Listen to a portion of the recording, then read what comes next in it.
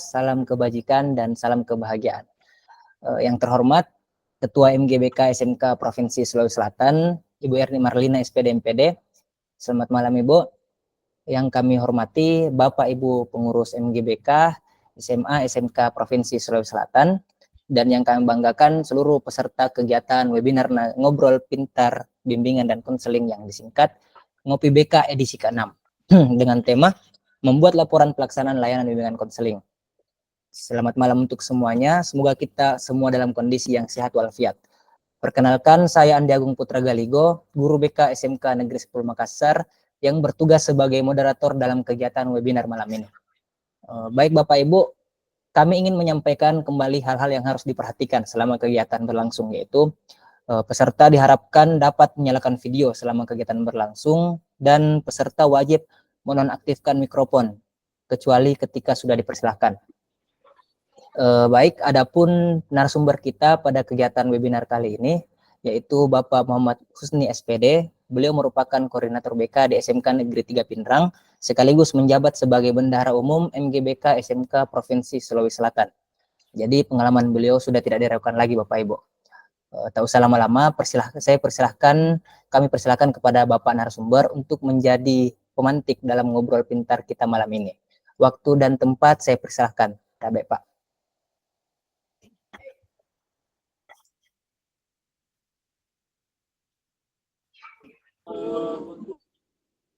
Ya, terima kasih atas kesempatan yang diberikan kepada saya. Assalamualaikum warahmatullahi wabarakatuh. Waalaikumsalam warahmatullahi wabarakatuh. Allah Subhanahu wa taala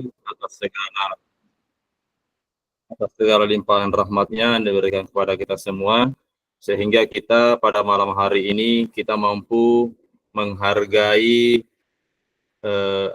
pekerjaan kita sebagai guru BK. Kenapa saya maksud menghargai? Karena kita bisa menyisihkan waktu kita untuk sharing dan belajar untuk kemajuan profesi kita masing-masing. Salam dan salawat tak pernah kita lupa sampaikan kepada junjungan kita, panutan kita, yakni Nabiullah Muhammad sallallahu alaihi wasallam. Allahumma salli. Baiklah Bapak Ibu, malam ini kita akan bagaimana menyatukan persepsi kita tentang kegalauan kita selama ini mengenai administrasi laporan bimbingan konseling di sekolah kita masing-masing. Namun saya di sini bukan menggurui teman-teman sekalian, tapi hanya berbagi atau memantik bagaimana ide-ide kita, bagaimana ide itu gagasan kita semua disatukan dalam menjadi sebuah keseragaman nantinya ke depannya. Nanti kita tujuan dari kegiatan ini adalah menyeragamkan administrasi kita. Malam ini kita bahas dulu laporan, ke depannya mungkin ngopi-ngopi selanjutnya adalah bagaimana itu RPL kita satukan, bagaimana layanan-layanan berikutnya kita satukan dalam bentuk administrasi kita. Sambil saya administrasi saya akan cari dulu.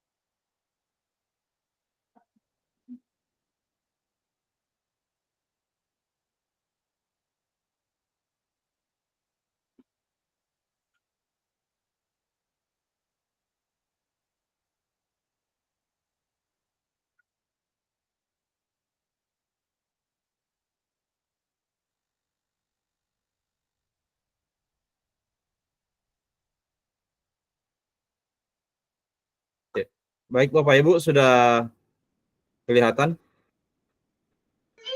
Ya sudah, Pak.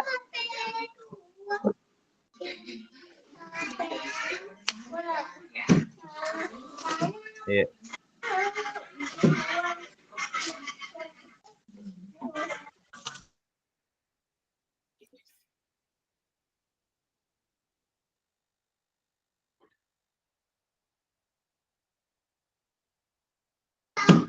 Laporan bulanan.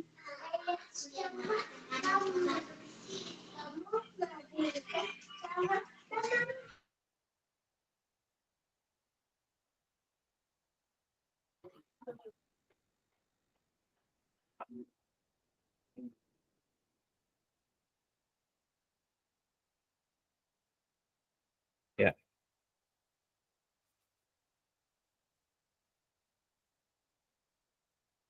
Ya, baiklah Bapak Ibu. Sekarang di layar kita sama-sama lihat. Ini adalah langsung saja kita langsung masuk di materinya. Di layar sama-sama kita lihat, inilah tampak depan dari laporan yang selama ini saya lakukan di sekolah. Ya. Sebagai informasi awal, mungkin dari teman-teman sekalian, laporan kita semuanya tidak sama atau berbeda. Tapi intinya adalah isi dari laporan itu bagaimana kita menyampaikan kegiatan-kegiatan apa saja yang kita lakukan selama ini di sekolah kita masing-masing, apa yang kita beri, pelayanan-pelayanan apa yang kita berikan terhadap siswa dan apa hasilnya. Nah, itu yang kita tuangkan dalam laporan bulanan kita ini. Namun Bapak teman-teman sekalian, saya memohon maaf pada malam hari ini bahwa apa yang saya sajikan kepada teman-teman ini tidak maksimal. Berhubung juga saat ini saya baru pulang dari sekolah karena ada kegiatan. Saya buru-buru pulang juga karena kegiatan ini.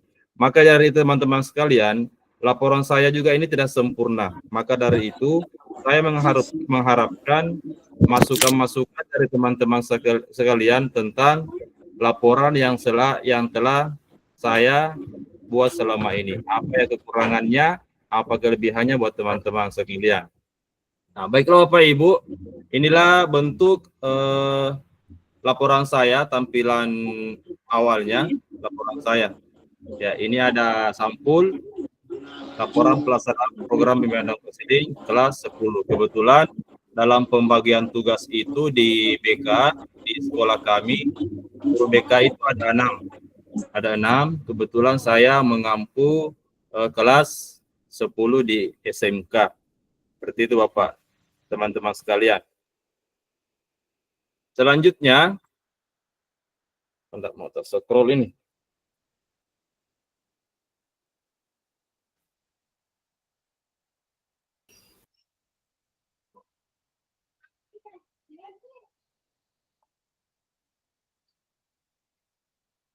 Di anu tak pause nih, di apa?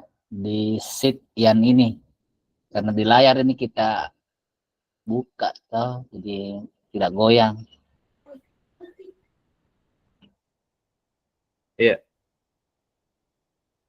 Ya. Lembar kedua kita ada lembar pengesahan teman-teman sekalian. Ya, di sini disahkan oleh Bapak Kepala Sekolah dan guru BK bersangkutan. Ya.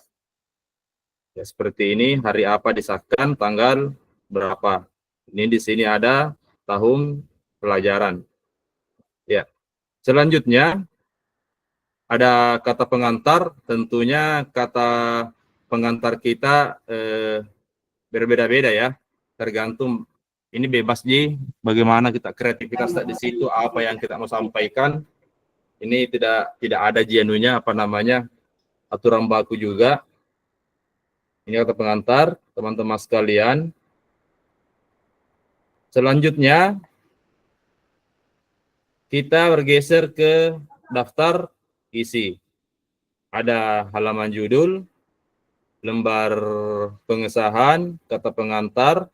Saya kira teman-teman sudah paham semua ini, ya. Kemudian langsung masuk ke pendahuluan. Pendahuluannya seperti ini yang saya buat. Teman-teman sekalian, silakan dilihat.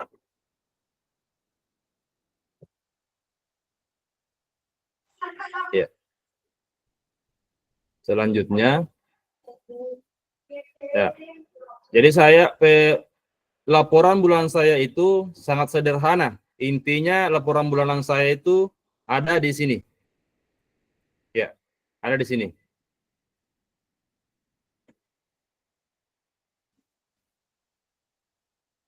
Jadi saya membagi laporan bulanan saya itu menjadi 4 minggu, teman-teman sekalian. Jadi 4 minggu dibagi 4 juga. Jadi kegiatannya itu ada 4, layanan dasar, layanan responsif, layanan peminatan, dan dukungan sistem. Nah, di sini minggu pertama, teman-teman sekalian bisa mencatat atau memasukkan apa-apa yang kita lakukan selama minggu pertama bulan berjalan. Ini saya tidak sempat menuliskan semuanya.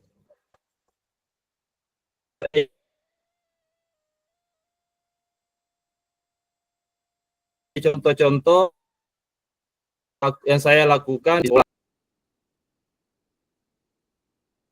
Bimbingan ibu, ya. Kedua, apakah materi lingkungan hidup?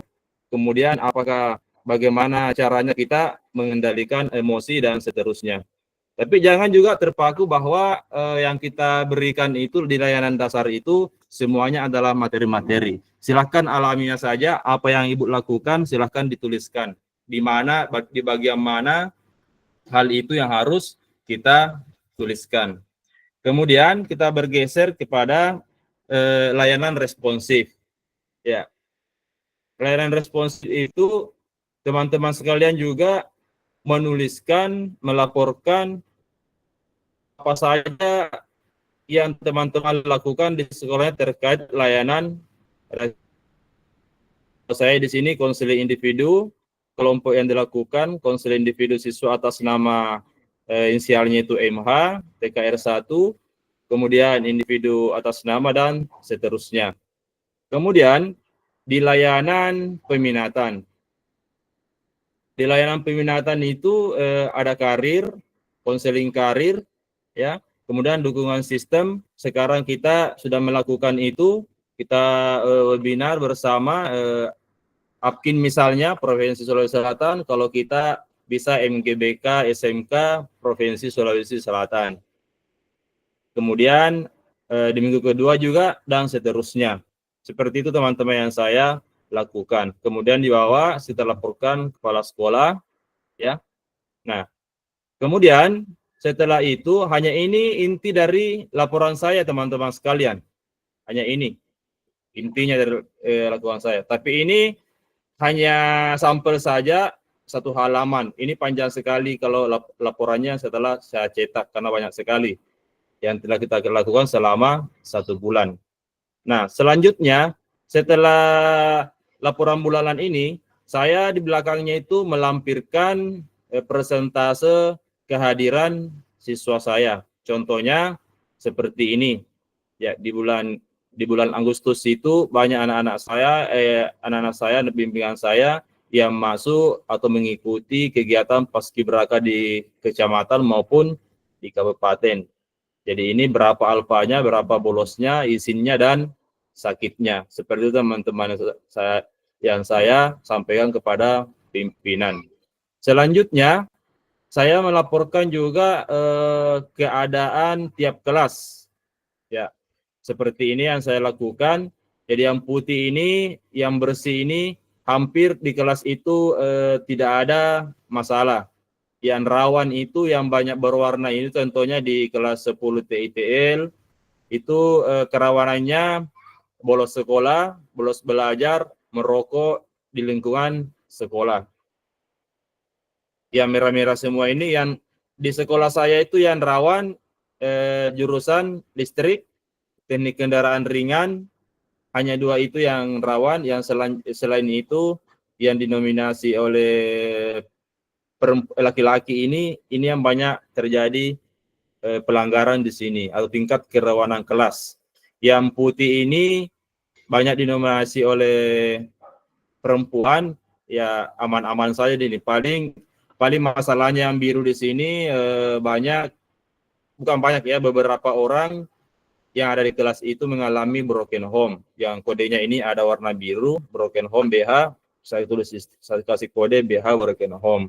Seperti itu yang saya sampaikan kepada kepala sekolah bahwa kelas ini keadaannya seperti ini. Apa tindak lanjut yang harus diberikan? Selanjutnya penutup, simpulan, saran dan penutup. Ya, saya kira itu teman-teman dari saya. Singkat saja laporan yang saya lakukan di sekolah. Intinya apa yang menjadi masalah di sekolah itu kita tuangkan dalam laporan kita masing-masing.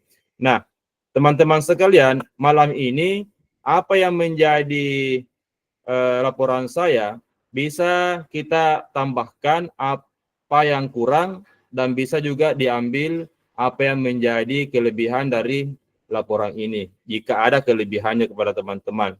Sekian dari saya, semoga setelah saya presentasikan laporan bulanan ini, teman-teman semuanya bisa berdiskusi apa-apa saja yang kita nantinya ke depan sepakati. Akhirnya laporan kita ini, laporan bulanan pelayanan konseling kita di sekolah masing-masing tingkat SMK Sulawesi Selatan bisa malam ini dimulai terjadi sebuah keseragaman yang kita lakukan semuanya. Ya, saya kira demikian dari saya. Assalamualaikum warahmatullahi wabarakatuh. Saya kembalikan kepada moderator. Waalaikumsalam warahmatullahi wabarakatuh. Oke, baik Pak, materi itulah tadi pemantik dari narasumber kita. Nah, sekarang kita masuk ke sesi diskusi dan tanya jawab. Nah, jika ada peserta webinar yang ingin memberikan masukan, saran, atau ada yang ingin bertanya, silakan raise hand terlebih dahulu. Jika ada yang ingin berbagi laporan tentang administrasi BK-nya, silahkan raise hand terlebih dahulu Bapak Ibu.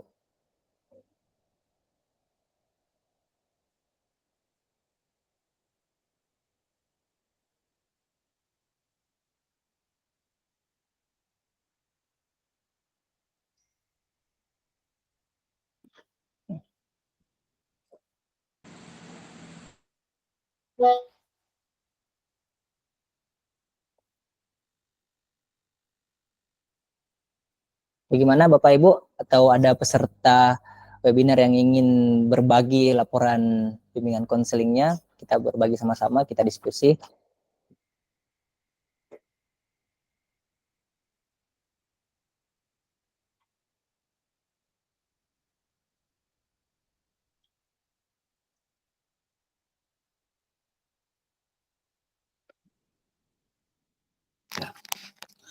Oke. Ya, ayo teman-teman kita berbagi.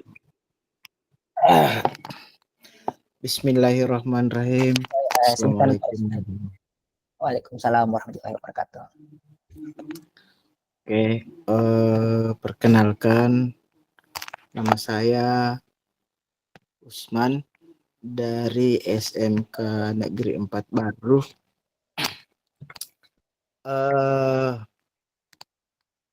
Saya hanya ingin bertanya tentang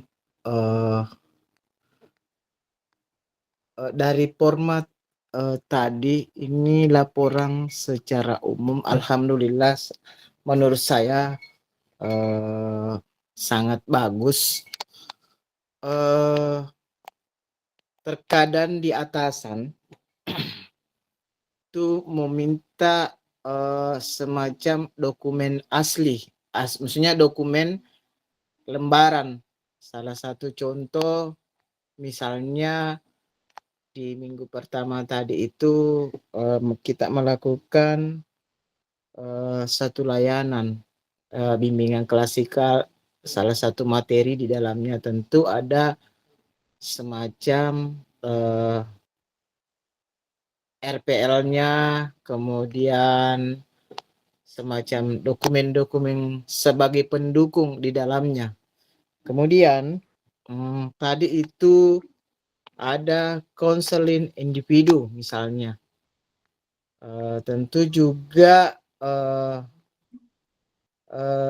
yang bermasalah tentang psikisnya anak-anak di salah satu itu tentu sebagai atasan juga meminta dokumen-dokumen, entah itu pelaksanaan daripada konseling individu ataukah tentang dokumen semacam RPL di dalamnya. Saya kira seperti itu. Jadi saya minta penjelasan dari Bapak Husni untuk bagaimana bisa menyampaikan kepada atasan dari hasil daripada dokumen-dokumen dari bentuk laporan tersebut, karena laporan tersebut ini pasti ada dokumen di belakangnya. Kasih banyak. Betul. Oh ya, baik, itulah tadi ternyata pertanyaan yang diberikan kepada narasumber. Bagaimana Pak, kita tampung dulu pertanyaannya atau langsung mau jawab? Bisa ditampung dulu. Oh ya, oke. Baik, kita tampung untuk sementara pertanyaannya. Apakah dari Bapak Ibu ada yang ingin memberikan saran lagi, masukan, atau ada yang ingin bertanya tentang laporan layanan BK kita? Karena output dari kegiatan webinar ini yaitu kita menghasilkan format yang kita jadikan panduan, yang kita jadikan dasar untuk laporan seperti format kunjungan rumah, RPL, seperti itu. Jadi Bapak Ibu yang ingin share atau yang ingin membagikan laporannya, boleh raise hand terlebih dahulu.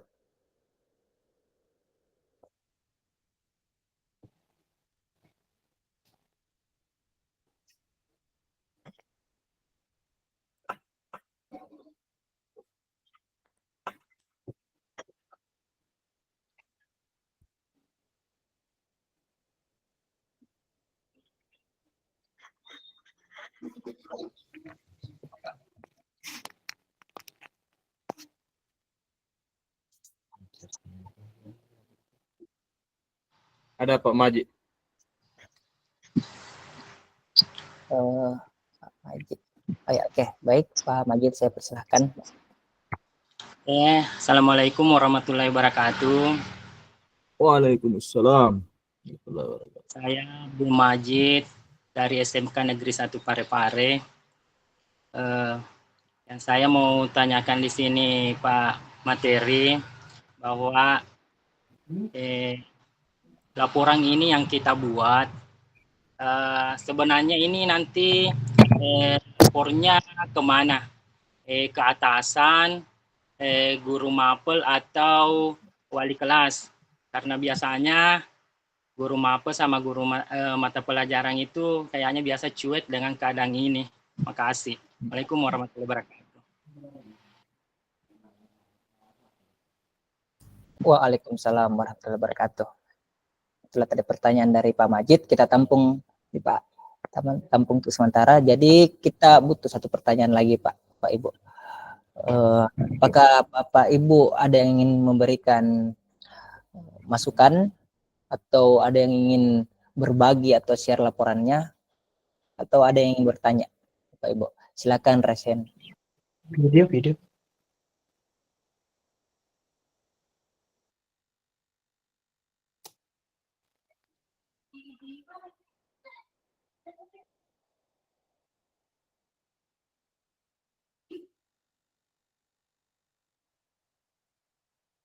Bapak Ibu, kalau tidak ada kita lanjut.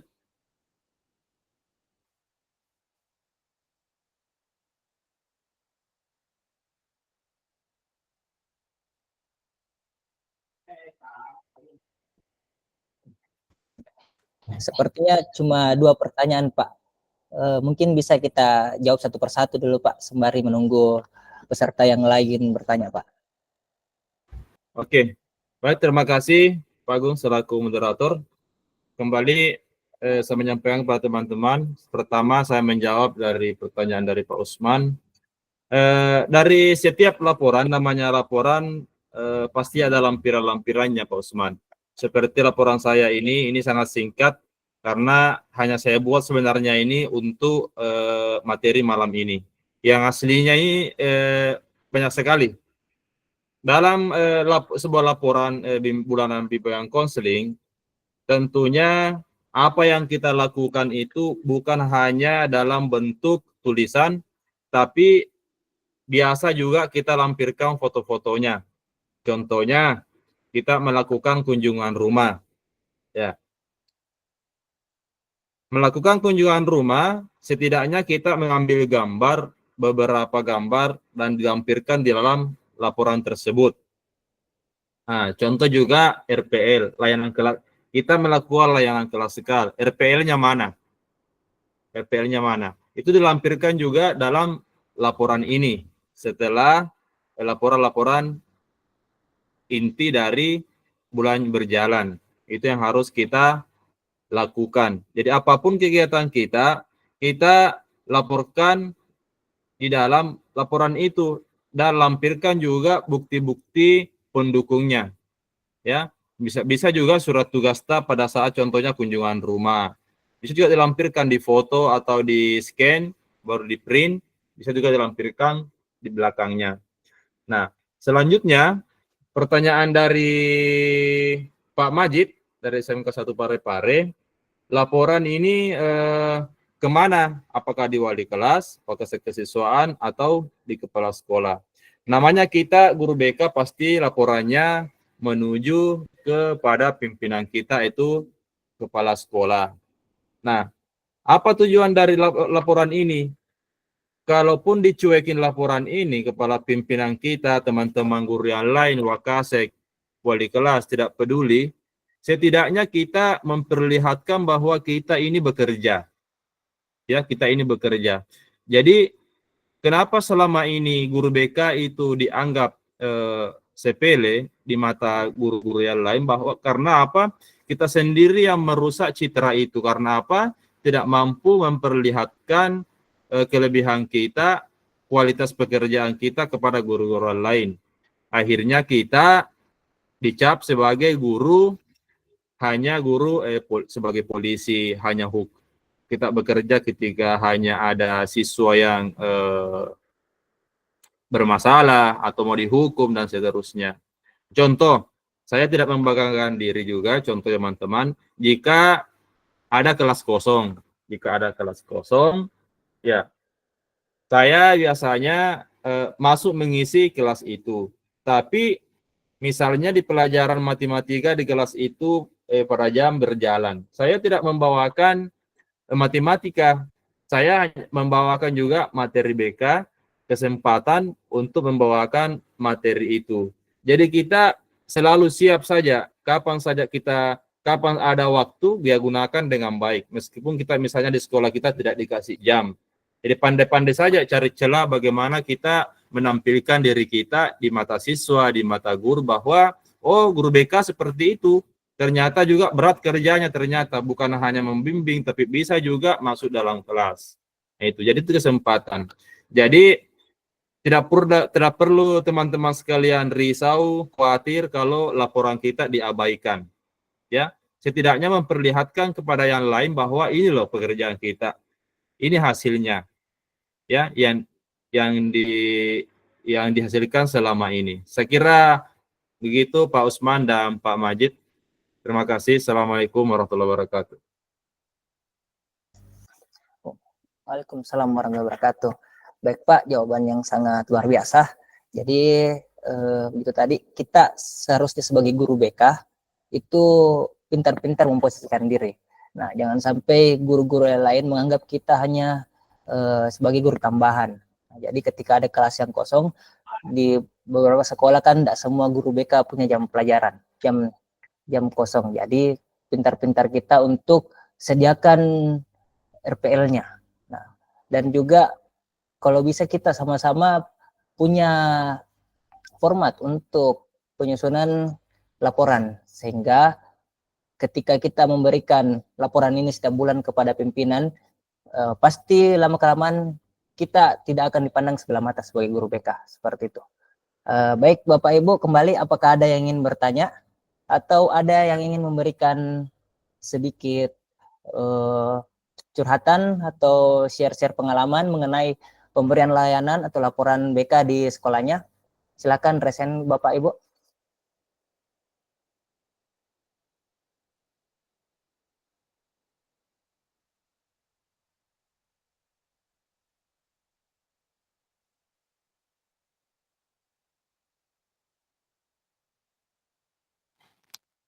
Oke, terima kasih banyak atas jawaban yang diberikan kepada pemateri. Alhamdulillah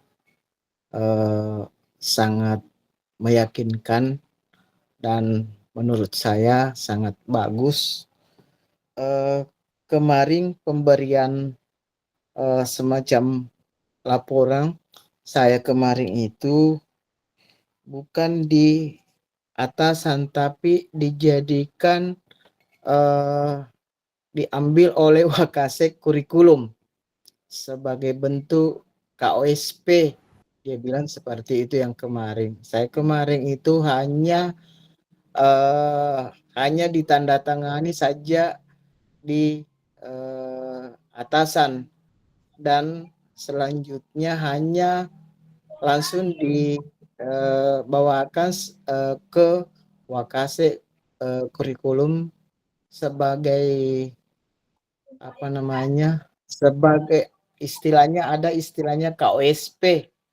Dia hanya disimpan di kurikulum, tidak menjadi sebuah dokumen penting buat atasan. Saya lihat kemarin-kemarin ini dia hanya bilang tolong bawa ke Wakasek kurikulum untuk direvisi. Jadi saya juga waktu itu saya bilang kenapa bukan di atasan disimpan sebagai dokumen, bukan tapi dia hanya menyampaikan tolong dibawa ke Wakasek kurikulum sebagai bentuk administrasinya sekolah bahwa Anda telah melakukan layanan BK. Kemudian kemarin juga saya juga di kepala sekolah memberikan suatu tugas khusus, yaitu mendata siswa sebagai bentuk orientasi karir kemarin. Dia bilang tolong Pak Usman untuk membuat semacam orientasi karir. Nah, pertanyaan saya di pemateri, apakah kira-kira bisa dimasukkan dalam bentuk laporan di layanan bimbingan konseling, yaitu orientasi karir di dalamnya. Terima kasih banyak.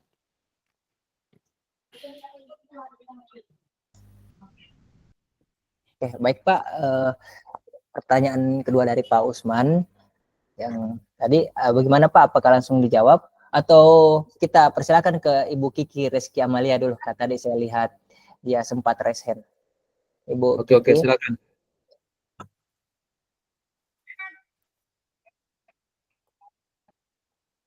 Ibu Kiki. Ya, tapi saya persilakan Ibu Kiki Reski Amalia, sempat ada mau kita sampaikan, berikan saran atau pertanyaan atau masukan. Ya, terima kasih Pak atas kesempatannya. Saya tidak tahu ini akan jadi pertanyaan atau ini dengan kondisi di sekolah saya Pak, banyak sebenarnya hal-hal yang di luar dari tupoksinya sebagai guru BK itu dikerjakan oleh kami, yang kebetulan siswa kami 1.000 kalau tidak salah 1.200 lebih siswa, dan kebetulan guru BK itu cuma 2 orang. Terus dibantu 2 orang juga dari guru mata pelajaran yang merangkap menjadi guru BK. Terus kalau sama yang dikatakan tadi Pak Usman, saya tidak pernah bukan membuat laporannya, saya tidak pernah dimintai laporan kepada guru kepala sekolah, tapi itu diminta oleh tim observer. Pada saat saya diobservasi itu baru diminta. Bahkan pun kalau mungkin di sekolah-sekolah lain itu buat daftar yang daftar kunjungan rumah itu tidak pernah sama sekali diminta oleh Bapak Kepala Sekolah, walaupun saya pernah 1 kali Pak, saya membawa laporan bulanan saya ke Kepala Sekolah, ternyata itu tidak dibuka sama sekali sama Pak Kepala Sekolah. Makanya saya bilang, untuk apa sih sebenarnya saya buat ini? Secara tidak pernah dibuka. Kenapa saya tahu tidak pernah dibuka? Kebetulan itu hari saya masuk ke ruangannya Bapak, saya pertanyakan ke Pak, bagaimana Pak dengan laporan saya, dengan kunjungan rumah saya yang katanya setiap ada kunjungan rumah kita ada dana tersendirinya. Ternyata Bapak Kepala Sekolah tidak pernah membuka itu. Berapa kali saya melakukan kunjungan rumah, bukan persoalan tidak ikhlas atau apanya Pak, tapi kan kita tahu bahwasanya ada dana tersendiri untuk itu. Dan itu saya dapat dari operator dan bendahara. Jadi sampai sekarang pun Pak, semenjak kejadian itu saya tidak pernah lagi buat laporan, kecuali dimintaki sama yang observasi.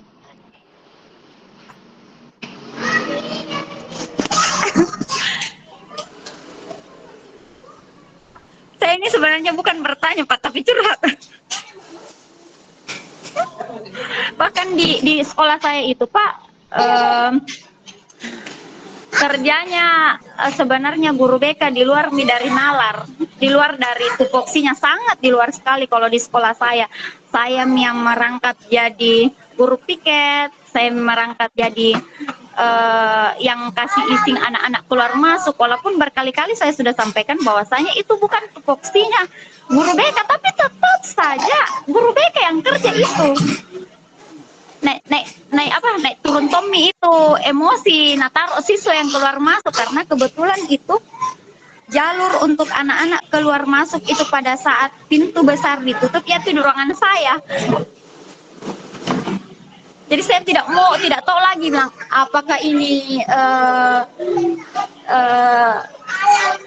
bukan mintomi kapan guru BK deh Pak, guru piket mintomi kapan kita untuk masuk di kelas pun itu kita enggak punya waktu, biar ada kelas kosong, enggak ada sekali kita untuk masuk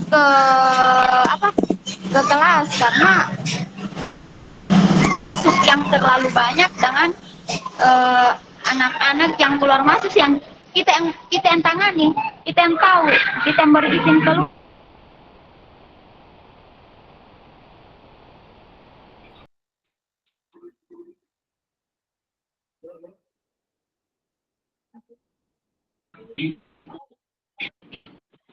Mungkin cukup sekian nih Pak curhatanku. Iya, baik Ibu, terima kasih telah memberikan sedikit share-share pengalaman tugas guru BK. Nah, luar biasa perjuangan guru BK. Kalau kata Pak Bur itu Bu, namanya tugas pokok-pokok. Jadi bukan cuma mengenal karakter siswa atau mengubah karakter siswa, tapi ada tugas pokok-pokok yang diberikan Ibu. Ya, saya persilahkan ke Bapak narasumber kita untuk menjawab pertanyaan. Ya, silakan Pak Husni. Ya, terima kasih tanggapannya teman-teman sekalian. Webinar kita malam ini cukup menarik ya. Mudah-mudahan Ibu Reski ini tidak berlinang air mata, Ji, bercurhat-curhat ini malam. Ya, baik, Pak Usman, sudah luar biasa ketika laporan Bapak sudah masuk di KWSP-nya kurikulum. Artinya apa? Sudah ada penghargaan dari pimpinan bahwa Bapak ini dibutuhkan sebenarnya. Ya, itu sudah luar biasa, Pak. Kalau kita dokumen kita sangat berharga untuk KWSP. KWSP ini kurikulum operasional satu pendidikan ya, Osman. Ya, biasa juga apalagi kalau akreditasi. Kalau akreditasi kan kita terlibat itu. Ya. Biasanya kan asesor itu kalau di sekolah saya tahun lalu akreditasi itu hasilnya dapat A. Salah satu penunjangnya adalah ROM-BK-nya bagus dan laporan-laporan kita itu alami semua, tidak dibuat-buat. Itu menunjang sekali akreditasi sekolah kita. Saya rasakan tahun lalu itu. Ya. Jadi untuk teman-teman sekalian, apapun menanggapi juga dari Ibu Kiki, ya luar biasa ini 1.200 siswa yang dia ampuh hanya 2 orang. Kalau boleh tahu Bu Kiki di mana Ki? SMK mana Ki? Di SMA 2. Di mana? SMA 2. Di mana itu? Di Limbung Bajeng. SMA Kabupaten 2 Goa, Di? Goa. Oh, Yes. SMA 2 Goa.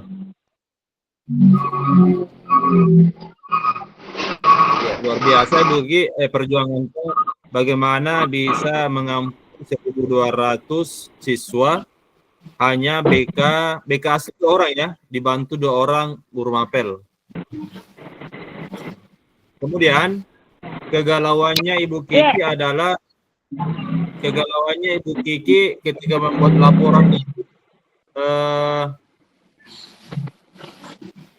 laporan itu laporannya kasarnya diabaikan begitu. Akhirnya dia muncul rasa kecewanya karena apa? Setengah mati buat laporan, tidak dibati-bati juga laporannya. Ya. Kalau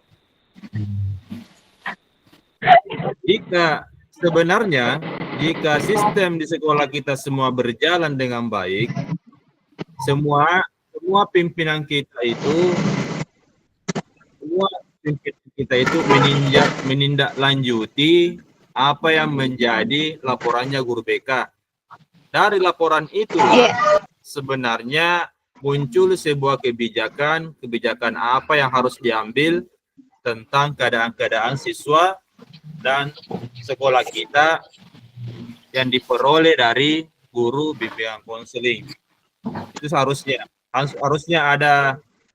ada di situ kebijakan yang muncul, apa yang harus kita lakukan.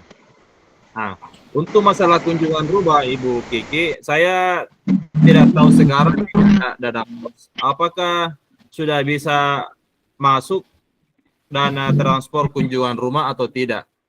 Karena pernah juga tidak ada lagi. Sekarang tidak tahu teman-teman lain informasinya, apakah untuk tahun ini saya belum pernah baca juknisnya dana bos untuk kunjungan rumah. Itu.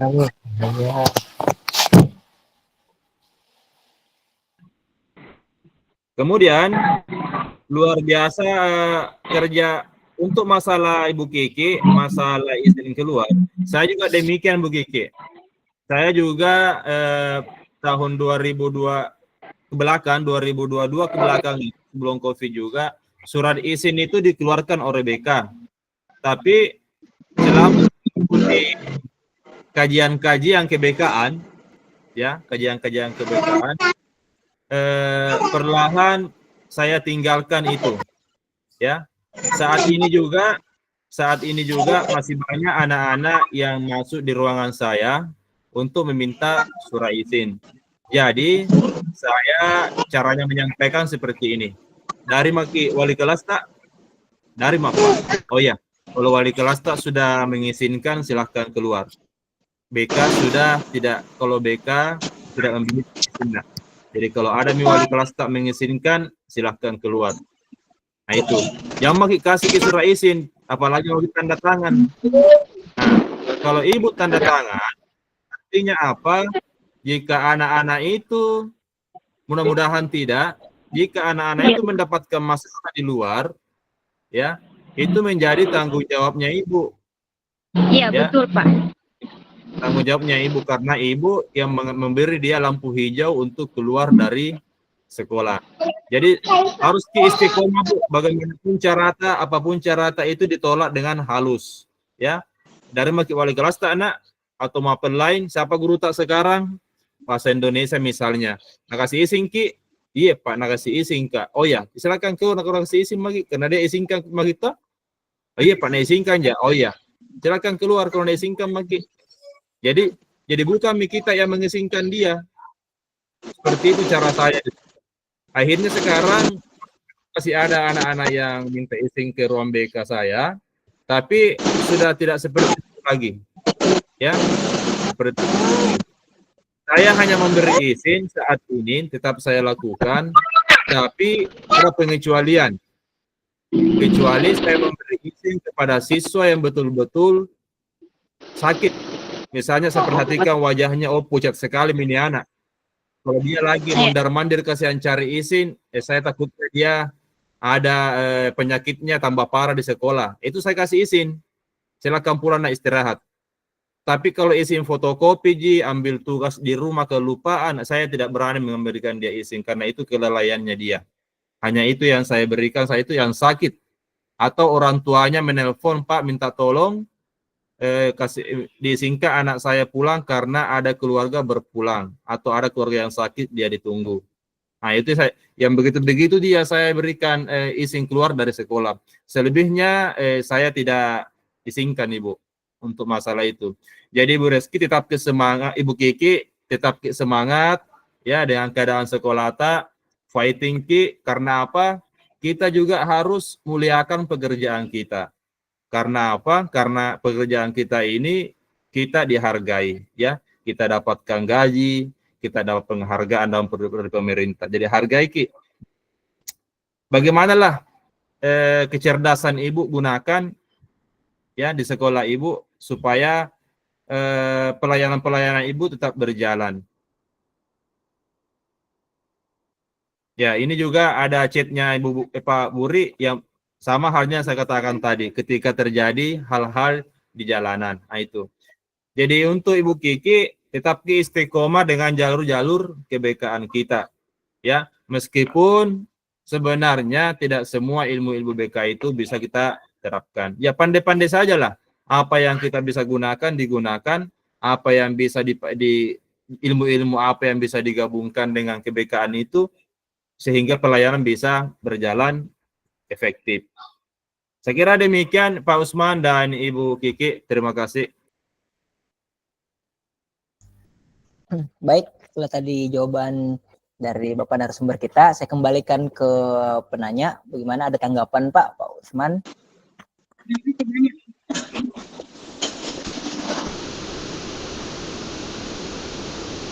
Oke, kalau tidak ada, saya sedikit memberikan informasi yang saya dapat. Kemarin waktu raker di sekolah itu ada pembahasan anggaran mengenai transport guru BK untuk laporan kunjungan rumah. Nah, dalam Juknis Bendahara dikatakan ada dengan catatan laporannya itu harus lengkap dan juga disertai dokumentasi, juga tanda tangan dari orang tua siswa seperti itu. Jadi kalau dalam anggarannya ada sebenarnya. Nah, mengenai surat izin juga saya sedikit sharing pengalaman. Di sekolah di SMK Negeri 10 Makassar itu ada sekitar 1.457 siswa. Nah, ada di situ ada sekitar 4 orang guru BK dalamnya, Pak. Nah, saya berempat guru BK. Untuk surat izin masuk keluar siswa itu ditangani sama guru BK juga. Tapi mungkin kayaknya caranya lebih ketat karena kita harus siswa itu harus mendapatkan tanda tangan dari wali kelas, guru mata pelajaran, kaprodi, dan wakasek kesiswaan. Kalau bukan wakasek kesiswaan, staf atau anggota dari bidang kesiswaan. Nah, jadi guru BK hanya mengetahui seperti itu. Baik, saya kembalikan ke peserta webinar. Apakah ada yang ingin bertanya? Oh ya, baik, silahkan Pak Munawir, saya persilahkan Pak. Oh iya, Ibu. Ya. Uh, Terima kasih. Mungkin Pak Husni bisa menutup dulu presentasinya. Bentar. Saya mau share screen dulu. Apa sih pertanyaan dasarnya? Apa dasar kita membuat laporan BK? Regulasi apa yang mengatur? Itu mungkin yang perlu kita satu persepsi malam ini. Kalau boleh saya share dulu.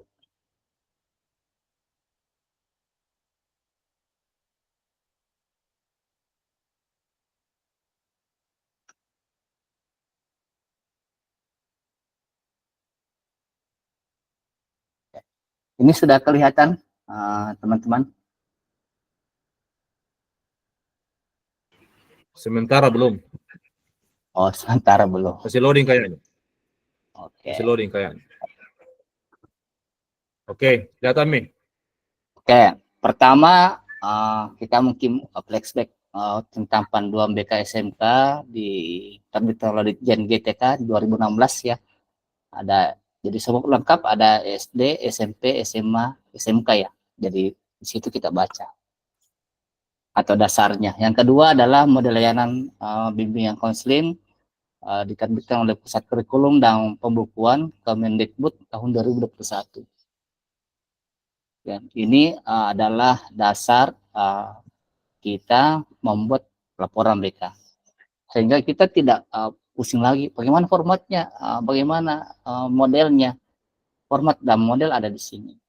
Cuma tantangannya, pernahkah kita baca? Ya, kalau teman-teman belum baca, mungkin bisa di foto ini, baru ini ada di Google ini semuanya. Oke.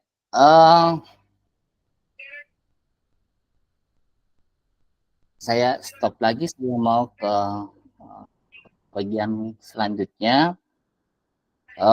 Di pelaporan BK kan di setiap layanan harus ada formatnya ya, entah itu konseling individu, konseling kelompok, bimbingan kelompok, layanan konsultasi, kunjungan rumah, konferensi kasus, referral, pengembangan diri dan sebagainya. Itu sudah lengkap di regulasi tadi itu. Itu mungkin yang perlu kita pahami dulu bersama, supaya nanti kalau kepala sekolah bertanya apa dasarnya ini dibuat, kita sudah bisa mempersiapkan jawabannya dari situ. Yang kedua, saya juga pernah mengalami hal yang sama, membuat laporan ke kepala sekolah namun tidak direspon dengan bagus. Apa yang saya lakukan adalah melakukan refleksi, evaluasi, kenapa ya kepala sekolah tidak merespon saya punya laporan. Ternyata kepala sekolah tidak merespon bukan tidak membaca, cuma tidak ada waktunya. Sehingga saya ubah strategi atau ubah cara. Yang saya lakukan adalah menyampaikan secara langsung ke kepala sekolah, duduk di depannya, memperlihatkan ini Pak laporan saya, ini yang saya lakukan minggu ini, sesuai yang sudah saya tangani ini problem yang ada, ini yang belum berubah. Saya mau share dulu contohnya.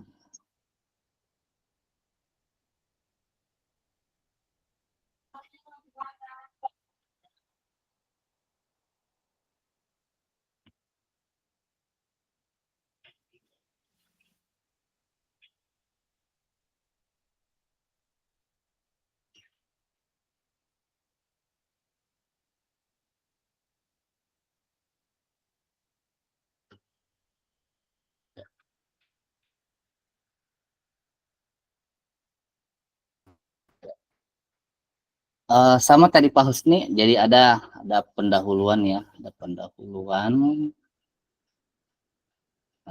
tentang laporan. Ini sudah kelihatan? Kelihatan. Sudah terbaca? Sudah terbaca. Ya, karena banyak yang kelihatan tapi tidak terbaca. Ya, ini yang saya lakukan dulu adalah melakukan analisa, melakukan persentase problem yang paling banyak dialami oleh murid itu apa. Misalnya di sini ternyata yang banyak itu adalah masalah pribadi. Kemudian dilanjutkan oleh masalah belajar. Kemudian masalah sosial. Tantangannya saya tulis juga sebagai guru BK, apa sih yang saya hadapi, tantangan apa yang saya hadapi dalam melaksanakan layanan BK. Pertama, tidak semua guru bisa bekerja sama dengan baik. Ya.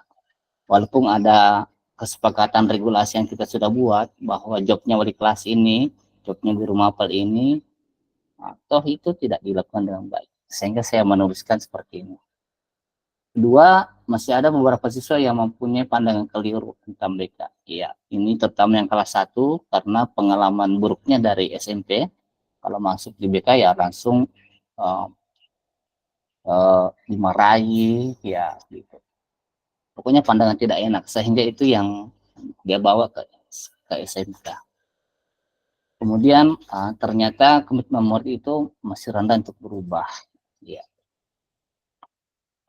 Jumlah murid yang ditangani itu melebihi kapasitas sebagai guru BK ya. Tugas tambahan banyak ya, di sekolah itu juga menjadi tantangan. Lalu penanganan permasalahan di sekolah itu belum berjalan dengan baik. Banyaknya laporan masalah yang masuk sehingga ketika punya schedule itu sudah terganggu. Misalnya hari ini saya janjian dengan si Ani, tapi ada lagi guru yang melapor yang lain dan harus ditangani. Itu menjadi tantangan. Tantangannya adalah meyakinkan guru tersebut bahwa saya punya jadwal ini. Yang kedua, ternyata orang tua masih ini ya, masih rendah dalam hal berkomunikasi dengan pihak sekolah. Ya. Mereka datang ketika hanya anaknya bermasalah. Jadi semua ini tantangan-tantangan yang saya hadapi saya laporkan ke kepala sekolah. Nah, setelah ini itu maka saya buat lagi catatan untuk lokasi kurikulum, sehingga lokasi kurikulum memberikan ada yang bisa baca ini tulisan ini original ya. Perbesar dulu, perbesar. Perbesar. Ini sudah full ini. Jadi, iya. Ya. Jadi Terima intinya, kasih atas dedikasi bimbingan konseling dalam menjalankan program ini. Dan terus berkomitmen untuk meningkatkan layanan demi kesejahteraan dan perkembangan siswa. Dan diharapkan layanan ini lebih optimal dalam menjangkau lebih banyak siswa. Serta berkolaborasi yang apa itu? Tertutup ini baca bawahnya. Ya lebih-lebih ini. Ini tulisan kepala sekolah. Saya tidak menyampaikan bahwa tulisan ini jelek, tapi saya mau menyampaikan kepada Bapak Ibu, dibuatkan area khusus untuk kepala sekolah dan wakasek supaya mereka memberi kita feedback, masukan terhadap apa yang kita sudah lakukan.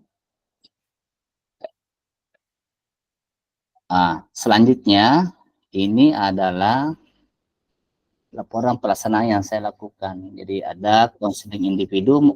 Mohon maaf saya tidak pakai inisial di sini. Kalau etikanya kan harus inisial. Di konseling individu kan ada teknik. Nah, kebetulan saya pakai WEDP.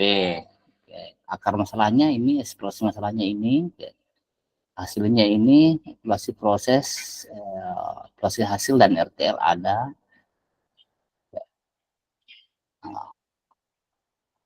Nah, ada juga yang pakai behavioris terkait asertif ya. Ini juga konseling, saya kira Bapak Ibu sudah paham. Nah, kemudian ini ada behavior juga, tapi strateginya adalah substitusi. Terus lagi ini klasikal. Ini klasikal juga sekalian. Ini pelaporannya. Ini sesuai dengan format tadi ya, permen apa? Permen dari Dirjen DTK itu formatnya seperti ini. Nah, ini yang ini sudah full di sini. Oke.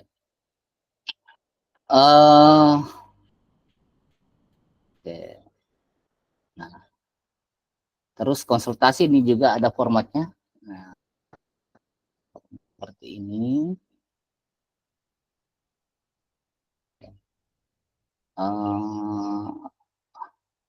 Dukungan sistem ya, salah satunya adalah asesmen.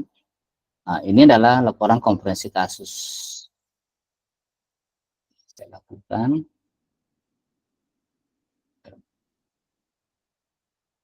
Ya, saya kira ini hanya apa ya, bukan perbandingan sih, tapi hanya sebagai informasi ke Bapak Ibu sekalian bahwa seperti ini yang saya lakukan. Kalaupun ada yang berbeda, tidak ada masalah. Yang penting intinya sesuai dengan regulasi. Saya kira itu tambahannya. Saya kembalikan ke moderator.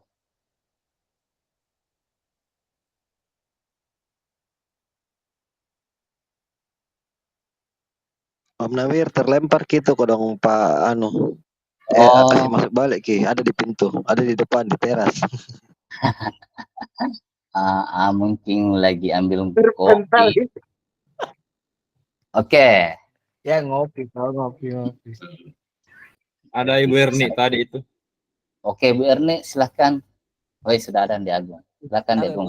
Mati lampu tiba-tiba di rumah, Pak. Oh ya, oke, lanjutkan di Agung. Selesai Pak. Tak. Oh, ya. Ada Oke, Bu Erni baik. Tadi Ibu Erni saya lihat raise hand, saya persilakan ke Ibu Erni.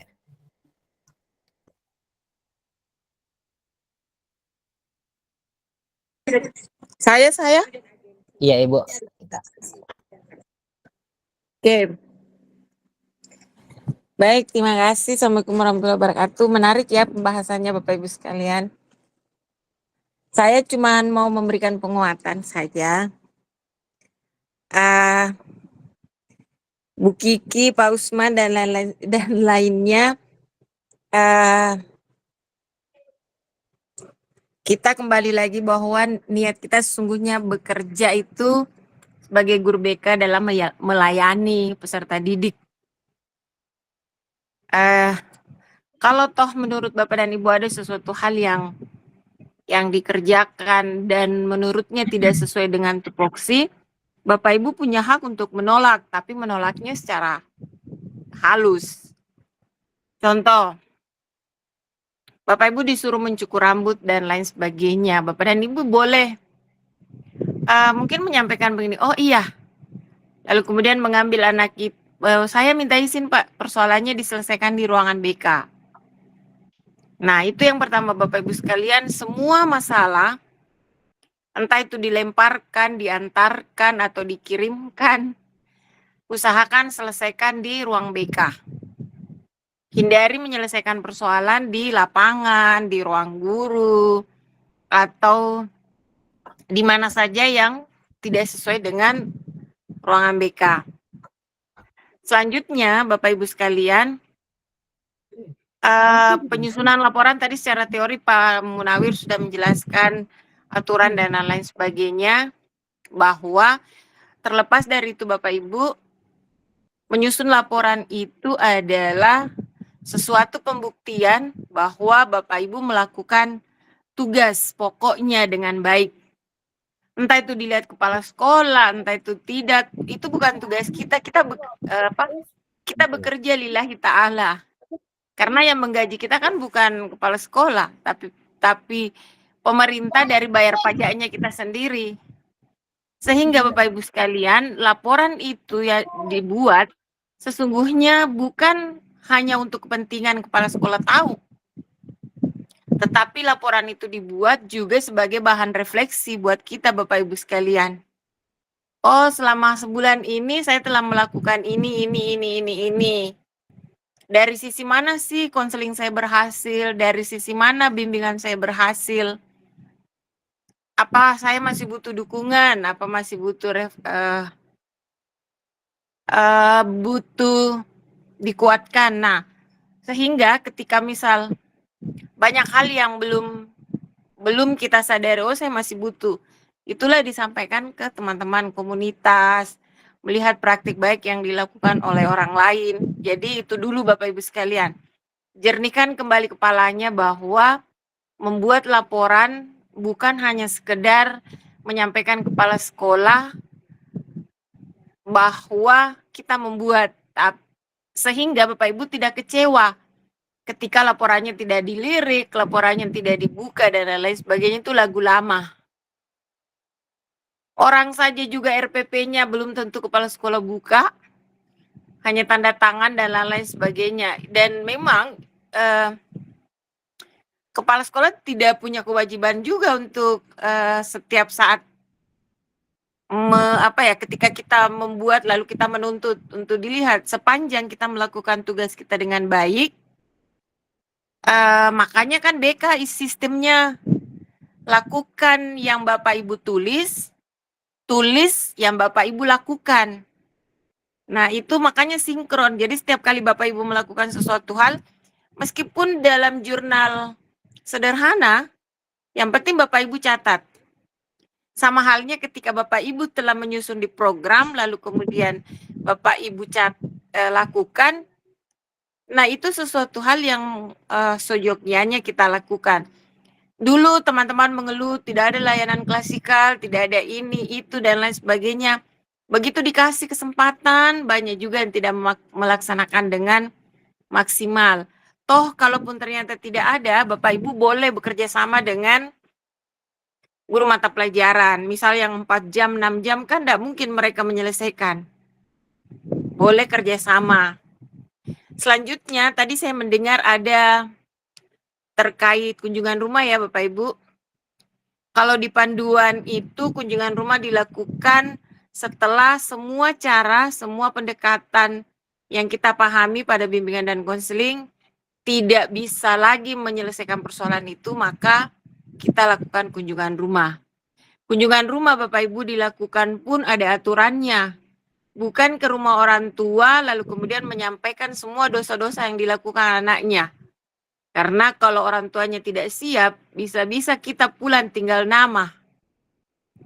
Sehingga Bapak Ibu kalau kita berkunjung ke rumah orang tua atau kunjungan rumah, yang dilakukan pertama adalah menanyakan kabarnya. Dan seterusnya dan seterusnya. Makanya guru BK itu perlu paham bagaimana itu disiplin positif yang sesungguhnya. Lalu terkait anggaran, tadi sudah sampaikan juga sama Diagung ya. Itu sudah disepakati kepala sekolah, dan pada saat audiens juga Pak Kadis menyampaikan kok bahwa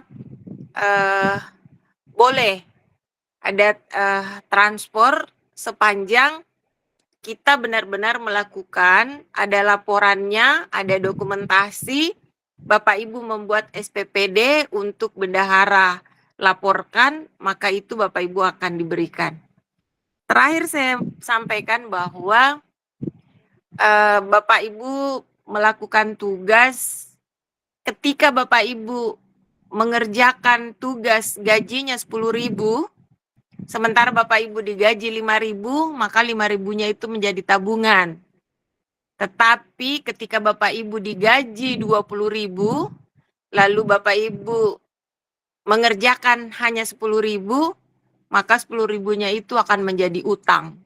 Entah kita sakit, entah apa dan lain-lain sebagainya. Sehingga silakan Bapak Ibu pilih mau menabung atau mau berutang. Terima kasih Pak Agung dan Bapak Ibu sekalian, tetap semangat. Assalamualaikum warahmatullahi wabarakatuh. Waalaikumsalam warahmatullahi wabarakatuh. Ya, sangat luar biasa. Sedikit pencerahan dari Ibu Erni Marlina. Baik, mungkin yang terakhir ya Pak. Ibu Reski terlebih dahulu. Saya persilakan Ibu Reski.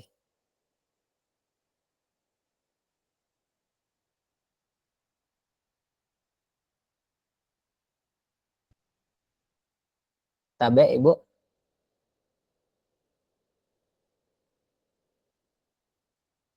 kalau begitu kita ke Ibu Laila dulu. Ibu Laila Nurhayati. Tapi Ibu, saya persilahkan.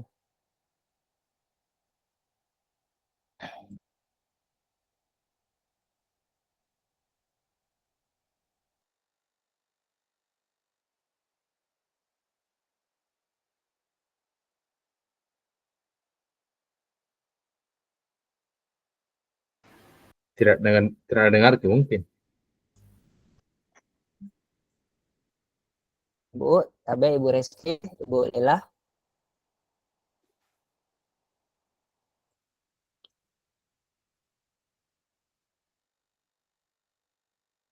Nah, tinggalkan kayaknya kamunya, posisinya. Saya tidak dengar. Oke, baik, kalau tidak ada respon, mungkin ada peserta webinar, Bapak Ibu yang ingin bertanya atau memberikan sedikit masukan atau sharing-sharing pengalaman tentang kerjanya di sekolah. Mana mungkin ini yang terakhir ya Pak. Ya, yang terakhir nanti kita putuskan format laporan yang mana yang kita nantinya share ke teman-teman sekalian. Itu kita tunggu pengurus menyusun atau menyempurnakan laporan kita yang ada. Apakah Pak Nawir atau yang lain teman-teman sekalian, karena tidak ada yang respon. Yang ditunggu sebenarnya tadi itu sengaja saya buat seperti itu supaya ada respon positif dari teman-teman. Ya, itu yang kita tunggu sebenarnya. Oke, lanjut Dek. Oke, jadi sudah tidak ada ya Pak? Karena Tunggu sebentar. Oke Pak. Iya. siap. Assalamualaikum Bu R.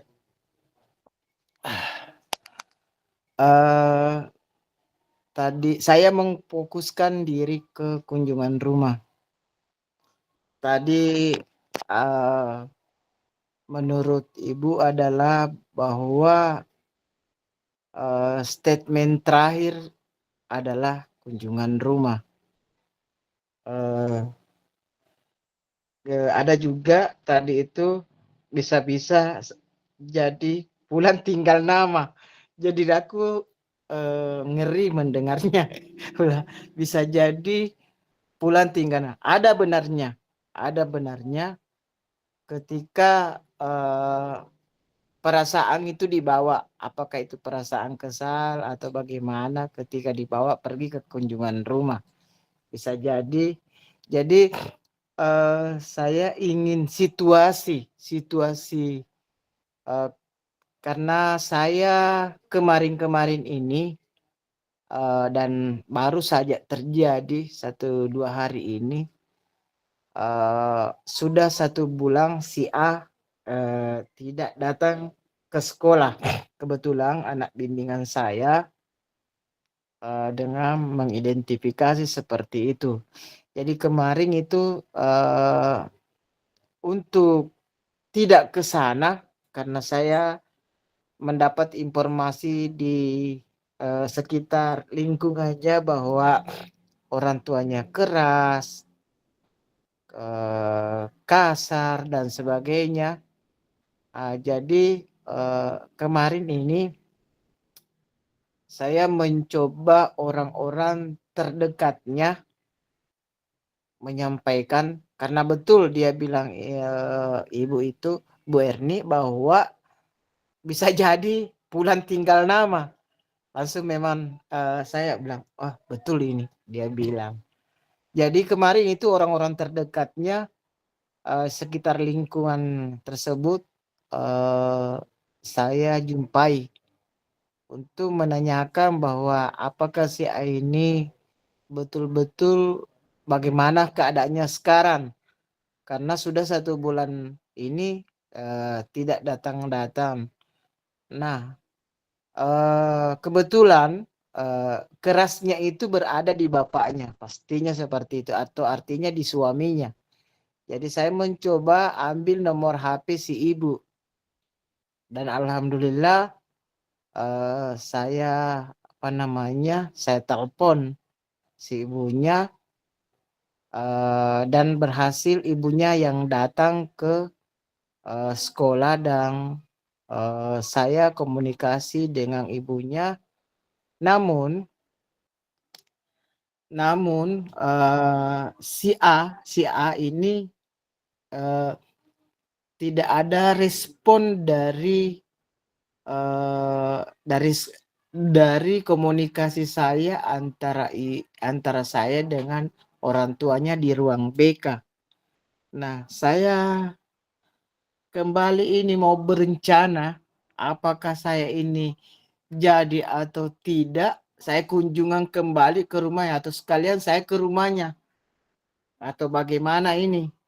Nah, ini tadi saya bisa membenarkan bahasanya Ibu R bahwa bisa jadi pulang tinggal nama. Jadi sekarang ini apa kira-kira yang harus saya sampaikan pada saat apakah hari Senin ini layak atau saya bisa kunjungan rumah, kemudian bahasa apa yang mesti saya harus sampaikan selain menanyakan kabar. Terima kasih. Oke, baik. Setelah tadi pertanyaan dari Pak Usman, saya serahkan ke Pak Husni. Sempat ada pengalaman terkait laporan kunjungan rumah, Pak, terkait mekanisme kunjungan rumah. Iya, terkait masalah bahasa, ini memang rawan sekali. Apa yang menjadi pernyataan tadi Ibu Ketua kita, kalau kita salah bicara saja dengan orang tua siswa, bisa saja kita pulang dengan nama. Ya, dan mudah-mudahan seluruh guru BK kita tidak pernah dihadapkan dengan permasalahan seperti itu. Mudah-mudahan tidak pernah. Jadi cara saya biasanya tidak langsung masuk pada masalah yang dialami siswa tersebut di sekolah. Pertama tadi, ya cocok tadi dikatakan oleh Ibu Ketua, menanyakan kabar dulu, apa kegiatan tak Bu selama di rumah. Sebelumnya dahulu dengan perkenalan. Saya datang ke sini, saya gurunya ini, siswa ini. Sudah betul Bu, ini rumahnya? Oh iya, sudah betul. Tanyakan kabar, apa kegiatan tak Ibu, pekerjaan tak sehari-hari di rumah. Bagaimana, misalnya pekerjaannya dia petani, bagaimana hasilnya, seperti itu. Diajaklah bercerita bagaimana prosesnya sehingga sampai bisa menghasilkan sampai mendapatkan uang. Nah, lalu menanyakan aktivitasnya si anak di rumah. Misalnya contoh, bagaimana si adik di rumah Ibu? Apa kegiatannya biasanya di rumah? Nah, dia bercerita seperti itu. Dan dibalik dia akan menunjuk sebenarnya orang tua itu menunggu pertanyaan inti sebenarnya dia itu. Ya, pertanyaan inti. Tapi selama kita memancing dia untuk bercerita secara tidak langsung kita ini sebenarnya menyuruh dia mengarahkan dia untuk menyiapkan mental mendengar masalah yang dialami anak tersebut di sekolah. Ya, kalau cara saya menilai orang tua, alhamdulillah itu efektif. Nah, setelah menanyakan aktivitas anak di rumah, bagaimana perkembangannya, saya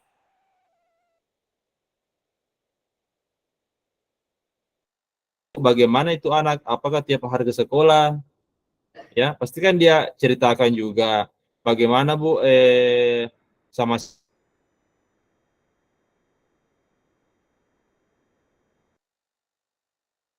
mana sehalus mungkin menyampaikan bahasa-bahasa, misalnya anaknya suka bolos misalnya anaknya. Saya bertanya, Ibu, si Adi ini tiap hari ke sekolah kah? Biasanya dia jawab, oh iya Pak, tiap hari ke sekolah. Dia itu tiap hari minta uang 20.000, saya kasih uang bensin, lain uang jajannya, lain ini, lain itu. Oh, seperti itu Ibu ya? Iya Pak. Oh, kenapa memang Pak? Ah, enggak. Kita di sini Bu cuma bertanya saja bagaimana keadaan ini anak. Padahal kita ini kunjungan rumah kan, bagaimana nih si Adi? Soalnya agak-agak parah ini si Adi ini sebenarnya. Tapi kita sebagai guru BK pandai-pandai saja menggunakan public speaking kita, bagaimana orang tua ini emosinya bisa terkontrol ketika mendengar masalah inti permasalahan dari anak ini. Kenapa memang Pak, anak saya kenapa? Nah, begini Bu, saya lihat ini Bu, saya lihat ini anak, tapi Bu, di sekolah, beberapa kali saya lihat tidak masuk belajar. Nah, seperti itu. Saya tidak bilang dia sering bolos, enggak. Itu cara saya. Bagaimana sehalus mungkin agar orang tua itu tidak kaget, tidak tersinggung, apalagi emosi terhadap kita. Ya, itu cara saya. Pokoknya di sekolah itu mengarah memang Maki. Dan kalau misalnya kita pergi dengan 2-3 guru, ya, saya itu menugaskan satu orang itu untuk tek gambar, ambil video keadaan di situ. Kalau bisa jangan masuk di luar saja, yang menghindari hal-hal yang kita tidak inginkan. Saya berdua itu masuk di dalam, kalaupun masuk di dalam berdua harus ada komunikasi atau kode-kode tertentu untuk bergantian bicara atau mempelajari situasi-situasi sekeliling kita. Itu kalau sendiri harus lebih hati-hati lagi. Itu bagaimana cara kita sehalus mungkin, ya sehalus mungkin, apalagi kalau kita dihadapkan dengan orang-orang tua yang notabene-nya pendidikannya di bawah, ya, yang tidak pernah apalagi yang tidak pernah mengalami menempuh jauh-jauh pendidikan. Itu yang paling bahaya, keras-keras dia itu. Jadi kita haruslah seperti itu pengalaman saya Pak Usman. Terima kasih. Oke, baik Pak, terima kasih. Saya kembalikan ke penanya Pak Usman, gimana Pak? Apakah ada tambahan?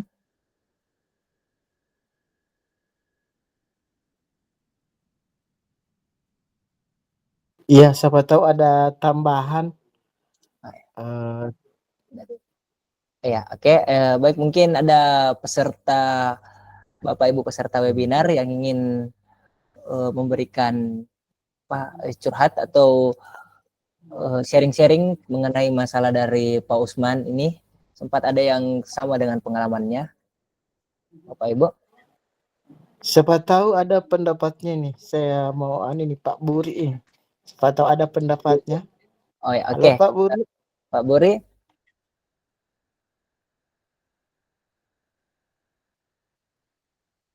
Tes. Ya, tes dulu Pak Buri. Karena di sebelah tembok lagi mapace, jadi bahaya kalau kalau langsung open mic. Nanti joget ke semua. Ada di kiriman kuenya Pak Buri. Siap.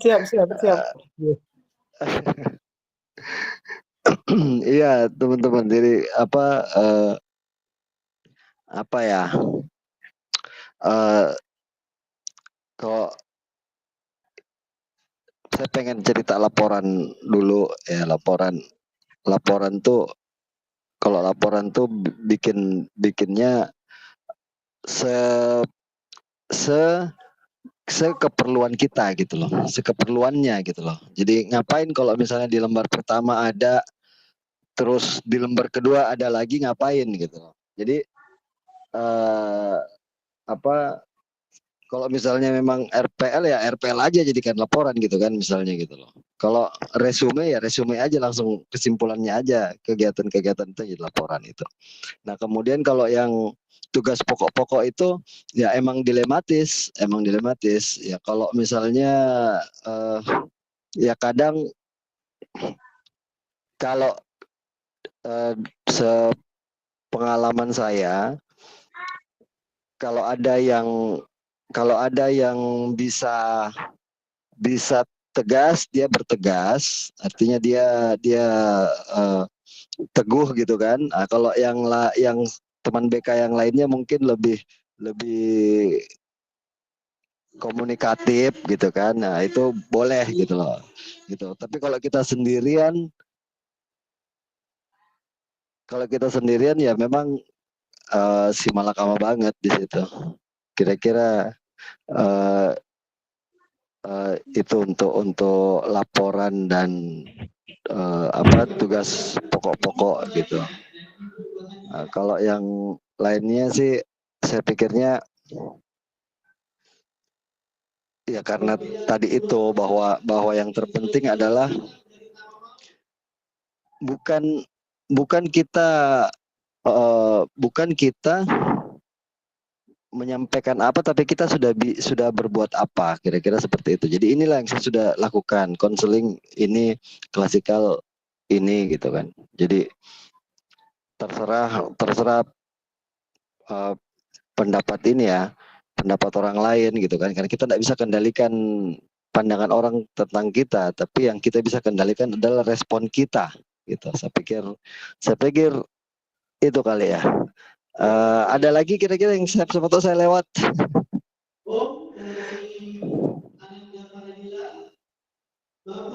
Pak Usman, ada yang perlu saya komentari kira-kira yang saya lewat? Ya, bisa, ada. Silakan komentari dulu. Apa yang mana? Kasih Pak Panti dulu sedikit. Ekornya mau. Ekornya minta ending terakhir kunjungan rumah, harusnya kunjungan rumah karena sudah 1 bulan. Itu seru itu kunjungan rumah. Jadi kalau di tempat saya tuh awalnya berapa puluh ribu gitu kan, terus naik jadi 50.000 gitu kan. Sudah semangat nih nih toh, semangat nih. Sudah ada beberapa yang tertular, dikasih turun lagi. Jadi saya pikir jangan melihat nilainya, kunjungan saja. itu kalau kunjungan.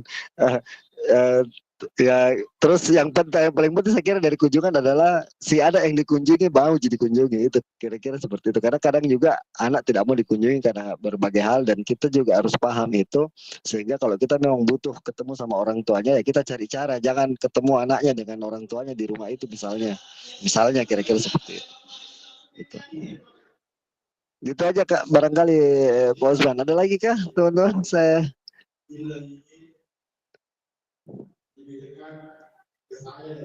gitu aja kali ya. Iya. Berarti Oke. berarti ya harus dulu orang-orang terdekatnya ya. Jangan langsung, kalau misalnya kita harus dulu tahu apakah layak ini dikunjungi atau bagaimana, ataukah mencari informasi di sekitar rumahnya, begitu, orang-orang terdekat dari keluarganya. Begitu Bisa juga maksudnya. Pak Usman. Iya. Bisa. Iya.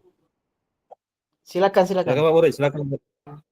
Iya, maksudnya kan pada prinsipnya kan kalau kita mau ke rumahnya, anaknya mau gitu loh. Jadi kalau anaknya tidak mau ya kita harus cari cara. Kita bagaimana ndak ke rumahnya. Nah, kalau misalnya anaknya memang tidak pernah masuk, ya kan itu lain cerita toh, gitu loh. Kalau misalnya kita harus datangi rumahnya karena anaknya tidak pernah masuk, ya itu kan lain cerita. Kira-kira seperti itu. Gitu.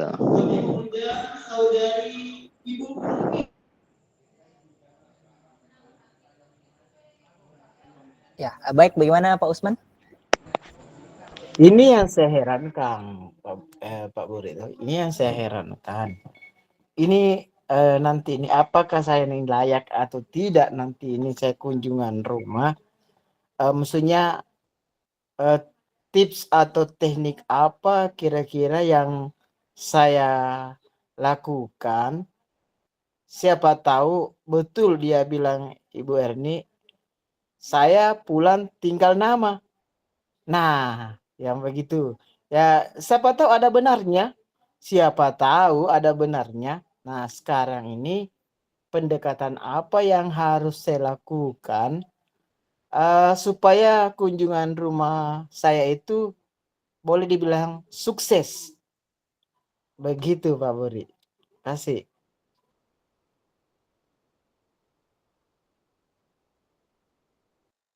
Tunggu dulu. cek. Mohon maaf. Oke. Ya, Om, suksesnya Om Bu. tujuannya tercapai atau tidak kira-kira itu. Iya Om Nagir, silakan. Sorry. Oke. Gimana kalau untuk kunjungan rumah kita ada sesi khusus ya, karena ini sesinya pelaporan. Sorry. Pelaporan BK. Ya. Sorry.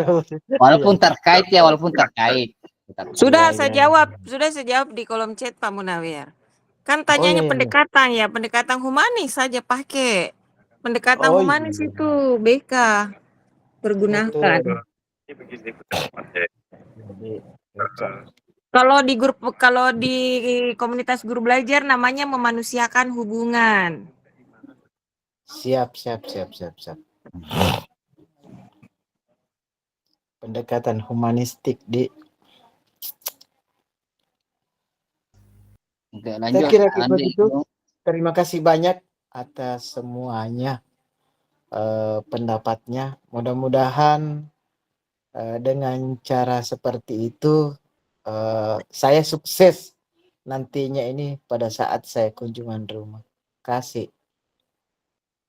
Ya, baik Pak, sepertinya menarik tadi pembahasan mengenai kunjungan rumah ya.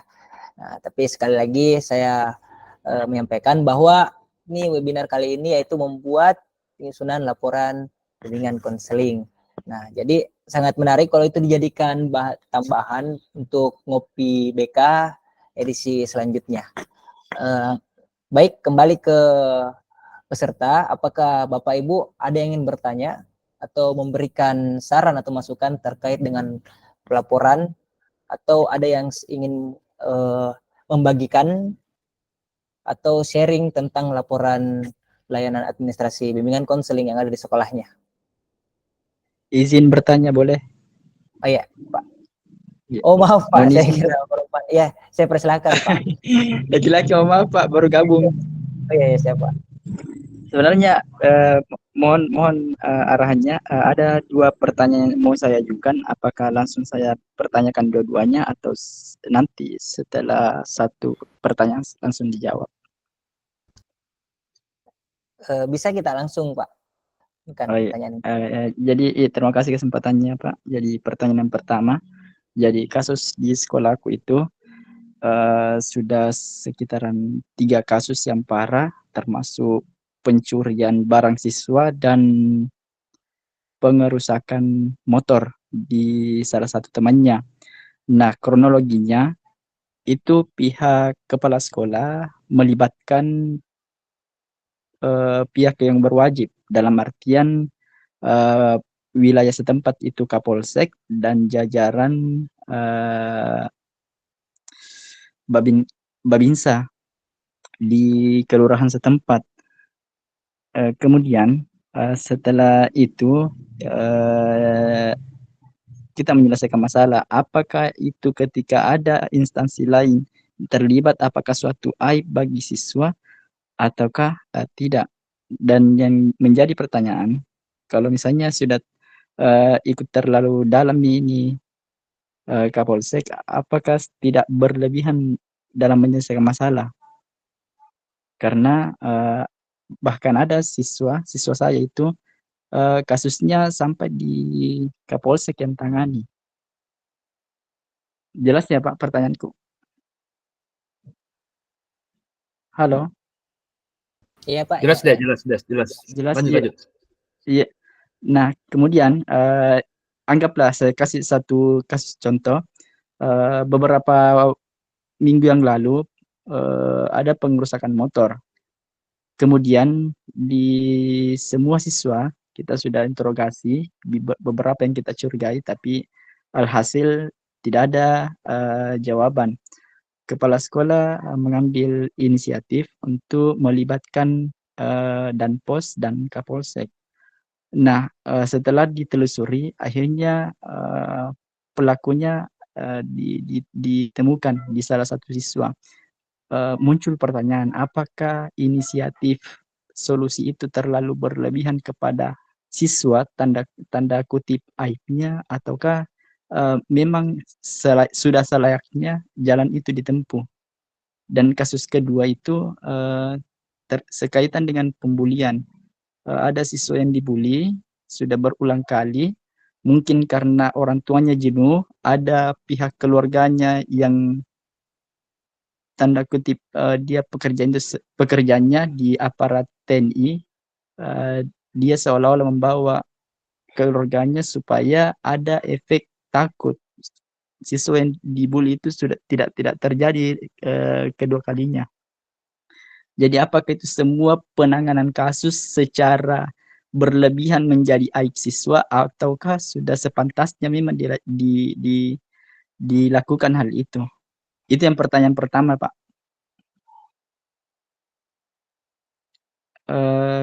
Pertanyaan kedua langsung saya ungkit atau dijawab dulu?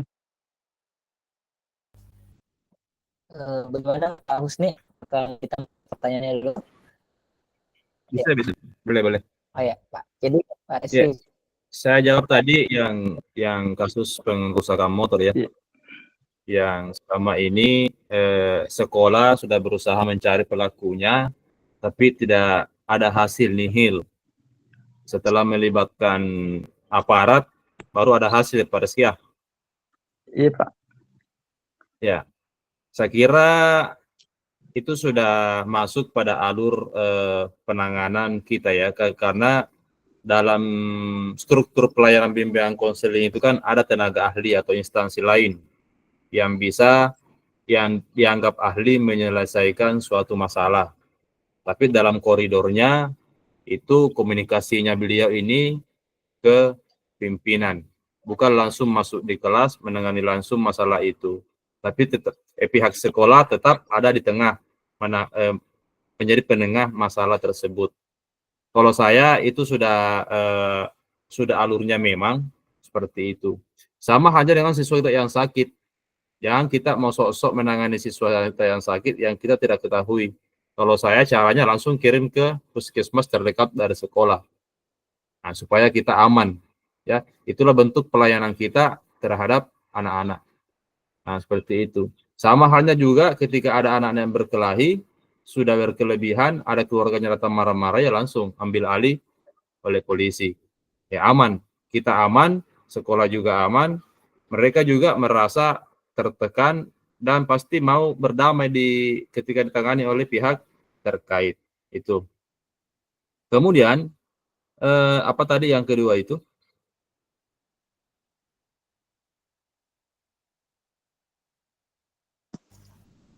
Yang berlebihan tadi itu. Kasus pencurian Pak bukan? Yang bully ya, yang ketika dibully siswa, dia sudah mungkin jenuh keluarganya, terus berkasus anaknya ini Ya, sampai-sampai dia panggil keluarganya dari pihak berwajib. Ya. Sebagai ancaman. Jadi pengalaman saya menghadapi seperti itu, meskipun kasusnya lain, tapi saya pemukulan ya, itu keluarganya datang membawa tentara. Ya, tentara dia bawa, sama dengan cuman masalah yang beda ini. Nah, kalau seperti itu saya juga tidak menganggap itu suatu yang berlebihan, tapi respon keluarganya terhadap masalah yang dialami oleh sekolah. Selama keluarganya ini tidak langsung masuk kelas atau langsung kepada objeknya atau siswa yang membuli itu sah-sah saja, asal jangan langsung. Ya, kalau saya jangan langsung. Karena apa? Kalau dia langsung, ditakutkan ketika keluarganya ini tidak bisa mengontrol emosi, maka itu terjadi sesuatu yang di luar kemampuan kita. Apakah ada memukulnya pun dan mengakibatkan itu anak itu lecet, luka, dan mengakibatkan juga keluarga yang membuli ini marah. Nah, itu kan tidak selesai masalah. Nah, kalau keluarganya datang itu yang dibuli, saya terima di ruang BK. Sama tadi disampaikan dari Ibu Ketua, selesaikan semua di ruang BK. Kita masuk dulu, ceritakan kronologinya, dan bagaimana kita mengambil hati keluarganya, dan keluarga yang dibuli ini, bagaimana kita meyakinkan dia bahwa kasus ini kami telah tangani dan percayakan kepada kami untuk menyelesaikannya. Meskipun nantinya kita menyampaikan kepada pembuli itu, bagaimana kalau seperti ini? Ada keluarganya tentara datang. Ya. itu kan besar sepertinya. Itu kan sedikit ada tekanan dari anak-anak yang pembuli itu. Nah, biasanya kalau saya dengan cara seperti itu, biasanya yang kalau yang memukul itu takut bilang berhenti melakukan itu kekerasan di sekolah. Seperti itu. Saya tetap menghargai ketika ada keluarga yang datang atau melibatkan yang lain, itu sudah caranya memang kita seperti itu. Ketika kita ada masalah tidak mampu, ya cari caranya bagaimana kita bisa aman, tetap kita juga aman sebagai guru BK, sekolah juga aman, si anak juga yang menjadi sasaran kita aman. Pokoknya bagaimana kecerdasan kita gunakan dengan baik untuk mengendalikan situasi, terutama emosi kita yang harus terkontrol. Saya kira itu Pak Reski. Terima kasih. Siapa? Baik, Pak Reski bisa lanjutkan tadi pertanyaan keduanya. Untuk pertanyaan kedua, ada tadi Ibu, siapa tadi yang ketua? Saya minta juga nanti masukannya. Ini mohon izin Pak, jadi ini untuk pertanyaan kedua semacam apa ya? Kita sesama guru BK saling memotivasi juga, karena biar bagaimanapun kan kita manusiawi, punya kekurangan dan keterbatasan. Jadi mohon izin Pak, saya bertanya, saya mungkin termasuk sebagai salah satu guru muda atau guru di generasi Z, yang jadi pertanyaan, kadang itu ketika kita di sekolah, kadang ada hal pribadi yang kita alami juga, entah itu tentang keluarga, urusan pribadi, atau hal-hal lain sebagainya. Apalagi kalau misalnya ada kerjaan tambahan di luar. Nah, saya minta pengalaman dari Bapak Ibu yang sudah bertahun-tahun menggeluti di dunia BK, apa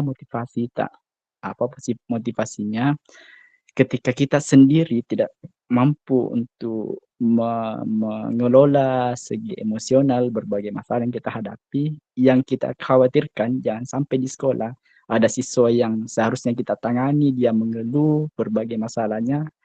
Apa-apa yang menjadi motivasi ke diri kita sendiri, jangan sampai masalah pribadi kita kita sasarkan kepada siswa yang mengeluh juga kepada kita. Biar bagaimanapun kita tahu bahwa kita sebagai BK itu adalah tempatnya untuk menyelesaikan masalah, tapi kadang kita sebagai manusia, kita kadang tidak bisa mengontrol diri kita sendiri begitu. Karena kenapa? Kita juga punya sisi keterbatasan. Jadi saya minta dari Bapak Husni untuk pengalamannya selama bertahun-tahun di dunia BK, begitupun tadi dengan Ibu, siapa yang pernah Ibu Ketua ya kalau nggak salah. Karena mungkin ada perbedaan pendapat antara dari segi logika laki-laki dengan perasaan perempuan. Itu saja Pak. Ya, baik Pak Reski, mungkin ini pertanyaan untuk Pak Husni dan juga Ibu Erni Marlina. Pak Husni mungkin bisa berikan sedikit pengalaman, share bagaimana cara kita memotivasi diri kita sendiri ketika kita ingin menangani siswa, tapi secara itu kondisi tidak memungkinkan karena kita memiliki masalah-masalah internal dalam diri. Seperti itu Pak. Silakan. Oke, terima kasih Pak Agung. Terima kasih Pak Reski untuk saling berbagi. Ya, apapun masalah kita, masalah dalam rumah tangga, kalau kita sudah berumah tangga, masalah cinta, kalau kita sudah ada pasangan dan sebagainya, jangan kita abai terhadap apa yang menjadi tugas pokok kita. Tadi sudah dijawab sebenarnya sama Ibu Ketua, kalau kita mau menghutang, ya pilihannya itu, apakah kita mau ada simpanan, apa kita pilih hutang. Jadi jangan kita dalam dunia BK kan ada namanya larut dalam situasi. Ya, kita jangan larut dalam situasi kita sendiri atau situasi siswa itu sendiri. Jangan larut, kita profesional lah, kita fokus, ya. Kita fokus. Saya juga seperti itu terkadang, tapi masalah itu tidak boleh menunggu di sekolah. Sebentar, karena apa? Ketika itu kita tunda, akan muncul yang ditakutkan adalah akan muncul masalah berikutnya. Rentetan dari masalah yang tertunda tadi. Dan tentunya yang harus kita perbaiki adalah konsentrasi kita ketika menuju ke sekolah. Ya, Simpan masalah itu di rumah ketika masalah itu berada di rumah. Tentunya melalui dengan kontrol emosi kita. Emosi kita kan beda-beda. Ada yang setebal, ada yang setipis tisu, ada yang kayak karpet, ada yang kayak apa ketebalannya mental kita. Tergantung bagaimana cara kita mengontrol pribadi kita dulu. Itu dulu pribadi kita, ya. Dan semua masalah di sekolah selesaikan di ruang BK. Kalaupun ada masalah di sekolah internal kita terhadap guru, saya lama seperti itu, saya tidak cocok dengan kepala sekolah saya, ya. Selama 6 bulan, mulai bulan Desember sampai ajaran baru kemarin 2024, saya tidak melakukan apa-apa.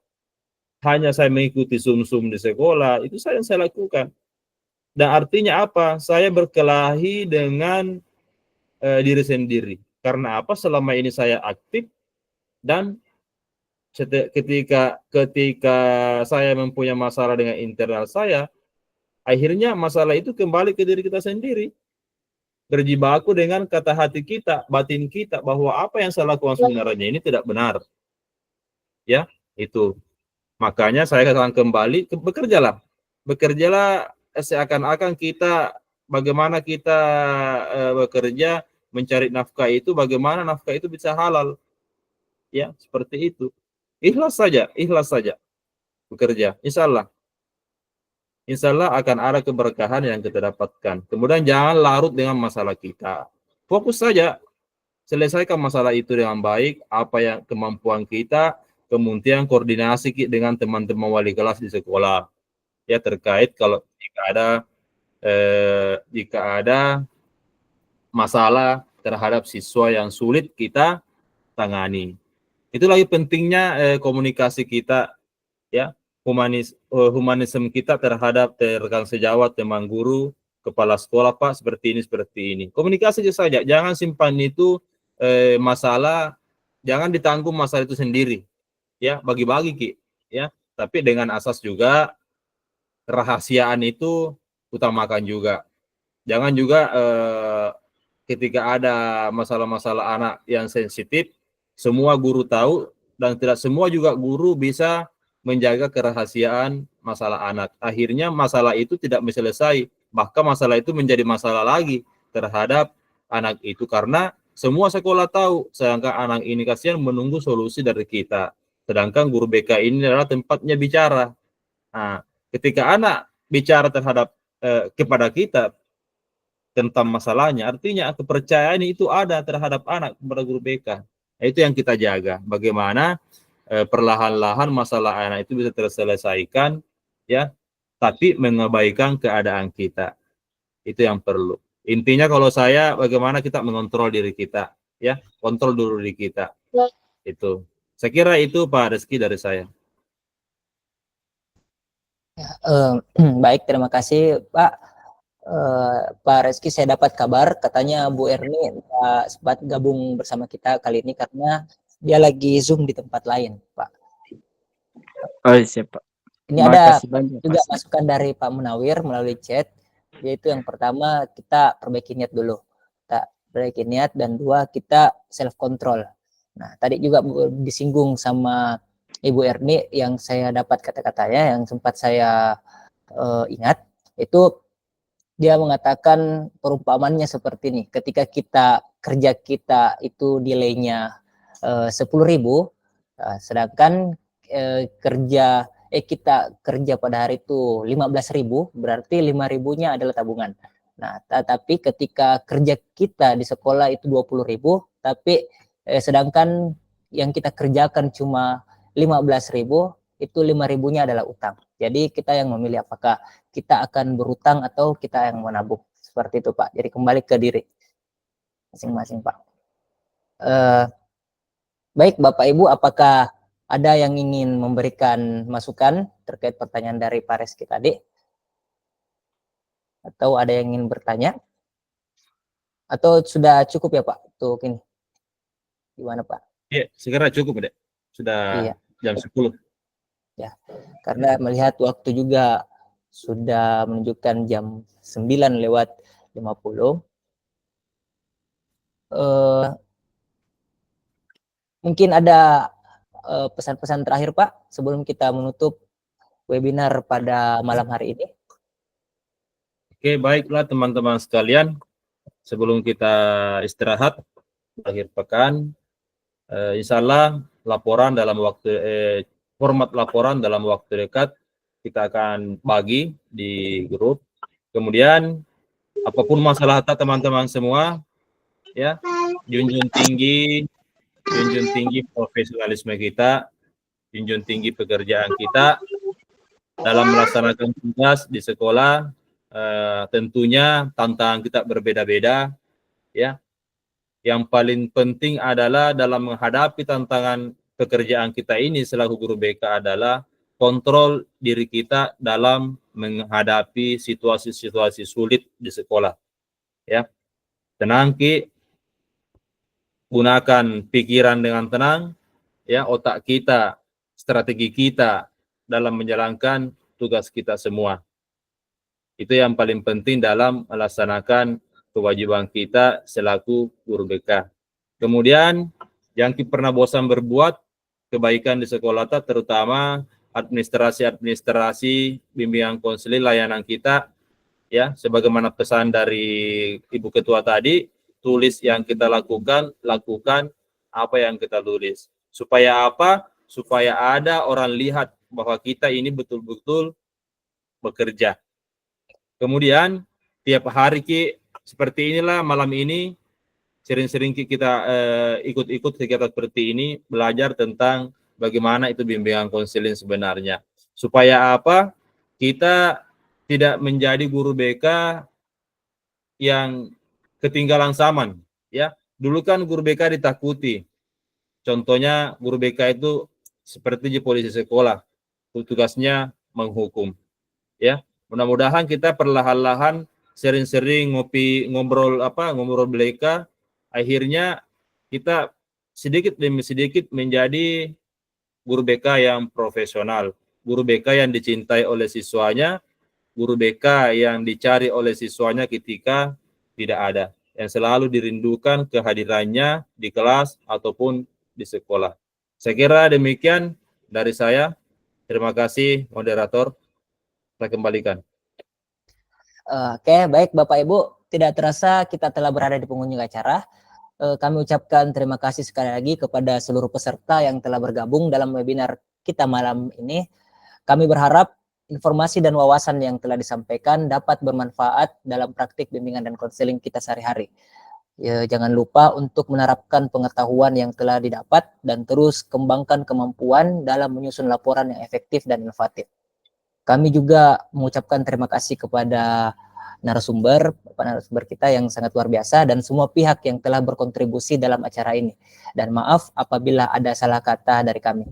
Semoga kita dapat bertemu lagi di kesempatan berikutnya dengan tema yang tidak kalah menarik. Akhir kata, buah nanas, buah ceri, dimakan berdua enak sekali. Cukup sekian pertemuan kali ini, semoga bisa bertemu lagi kemudian hari. Wassalamualaikum warahmatullahi wabarakatuh. Waalaikumsalam warahmatullahi wabarakatuh. Bisa foto bersama dulu, open kamera. Waalaikumsalam warahmatullahi wabarakatuh.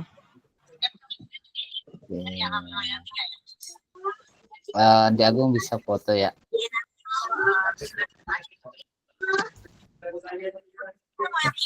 Baik, 1, 2, 3. Satu kali.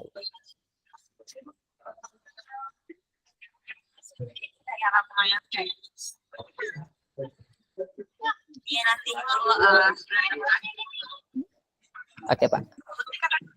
Oke, makasih ya. Terima kasih.